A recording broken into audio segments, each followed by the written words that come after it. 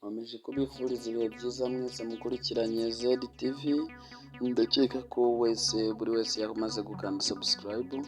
Ubu bikaba ari umwanya tugiye kubabwira ku bijyanye na Fortune Retail, uburyo bwo gukorera amafaranga online. Murabizi mwese byamamaye ahantu hose, ntawe utabibona kandi ubibonye wese yababona harimo inyungu nyinshi zitubutse.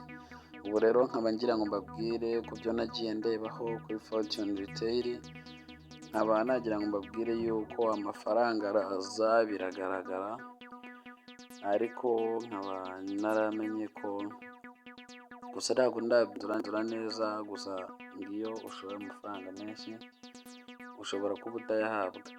Nanjye narabigerageje, jyewe ayanjye narayashoyeho makeya nkajya nyahabwa, nanjye ntegereje kugerageza amafaranga menshi nyine nkareba niba bishoboka. Rero nanjye icyo nababwira ni ukwitonda mukabyitondera kuko ntawamenya. Ikindi kandi hariya hantu ni ugushoramo amafaranga make make cyangwa se ukazaheba ukareba uko bimeze. Rero ubwo ngubwo gusa nkomeje kubikurikirana neza, ndi kubyigaho. Icyo nakubwira rero ni ugukora subscribe kugira ngo video noneho nzapostinga ya kabiri ivuga kuri Fortune Retail izaba itanga umwanzuro w'amakuru yizewe neza cyane. Murakoze. Dukuze Igabe Christian.